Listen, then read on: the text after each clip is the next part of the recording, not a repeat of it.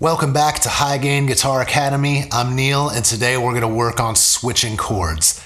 Now, this is one of the things that I think everybody struggles with a little bit, is making their chords flow together smoothly, transitioning from one to the next without big gaps of time in between, getting your fingers to move effortlessly across the frets. That's what we're going to focus on today.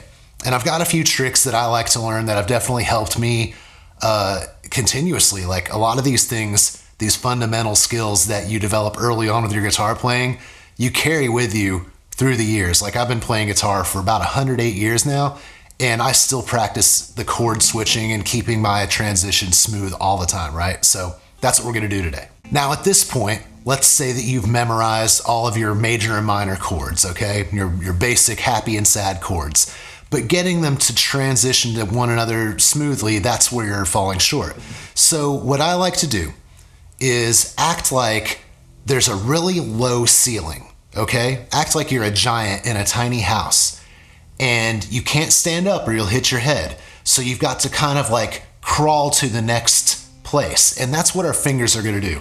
I'm gonna pretend that there's a ceiling over my fingers so they can't pick up all the way off of the fretboard.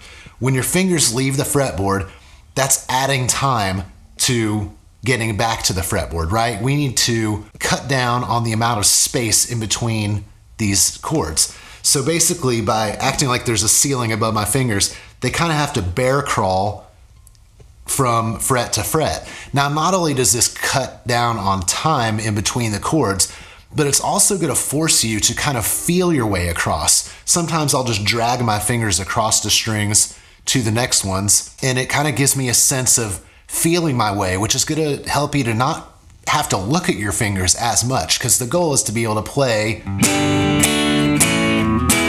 and not have to look at it all the time.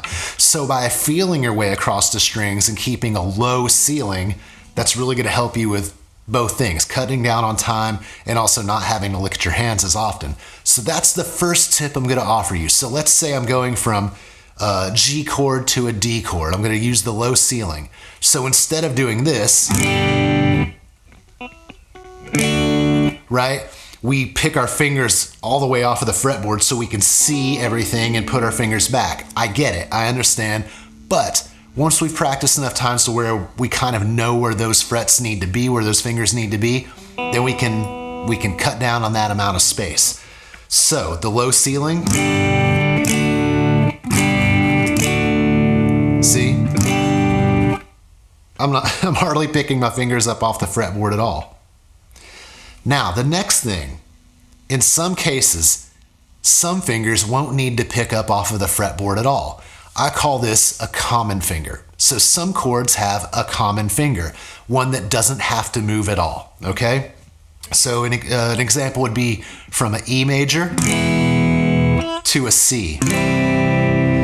My middle finger is on the 2 of the D string, and it never has to move. That's a common finger. It never has to change. E, then everybody picks up and moves into position for a C, but that middle finger stays where it is. See how easy it makes that chord to switch? Now, not all chords have a common finger, but a lot of them do, and anytime there is one, use it to your advantage.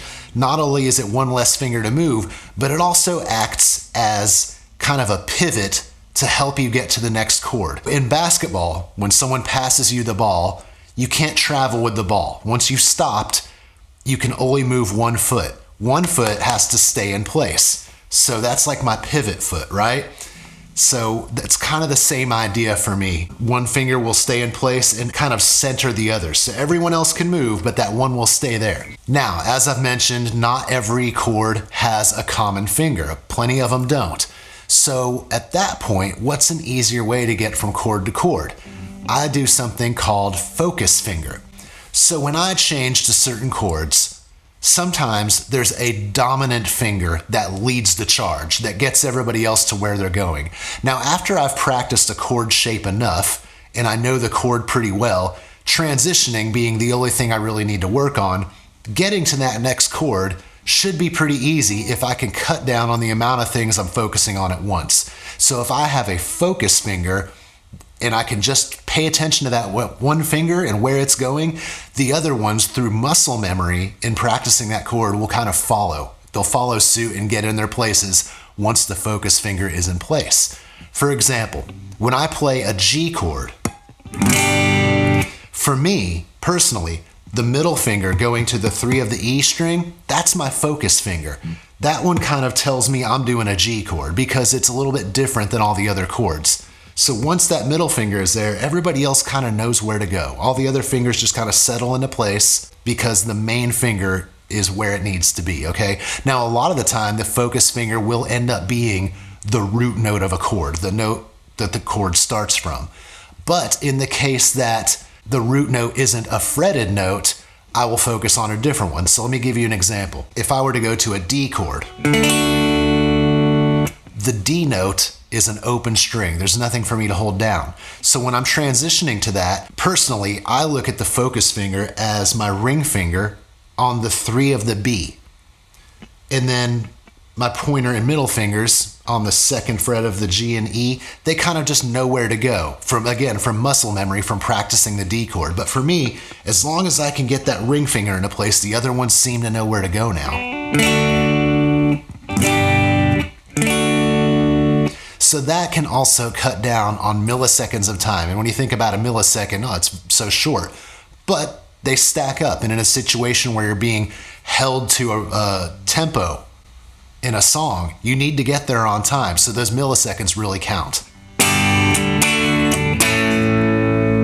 Really, what all of these techniques come down to is what I call trimming the fat. Let's say we have a nice steak, and well, some people like the fat on a steak, but let's say I want to trim off all the extra fatty pieces, get those out of the way so I have a really nice lean cut of meat, right? I know some people are like dying right now, like, why would you do that? But follow me here, okay? Follow this logic. I'm just getting rid of the bits that maybe I don't want, okay? Trimming the fat. It's not an uncommon phrase. Once I've gotten all those out of the way, what I'm left with is just the meat, okay? Just what I want and none of the extra. So all that extra time that we've added by lifting our hands off of the fretboard, trying to get one finger at a time in place to achieve these chords, we're cutting all of that out using this technique. So we've talked about the low ceiling. You know, the fingers can't pick up off the fretboard very high. They have to kind of crawl to the next in order to get there. So there's less time away from the fretboard, and also you're feeling your way to the next frets so you can get better at not watching your hands all the time. We've also discussed the common finger. Sometimes when switching a chord, there's a finger that doesn't have to move at all. So that's one less to worry about, and it also acts as a guide for the others to get into place. And we've discussed the focus finger, which is a finger that kind of leads the charge from one chord to the next when there is no common finger. A finger that can kind of be the dominant force in getting you from point A to point B. Those are kind of my tips for transitioning and switching chords. These are mostly applied to the open chords, but you can also apply them to bar chords, power chords, and also single note things like scales and shapes like that. I think anytime you can trim the fat on any of your techniques, the faster and more accurate you're gonna play. So hopefully this was helpful. Take it, learn it, love it, use it, and I will see you soon.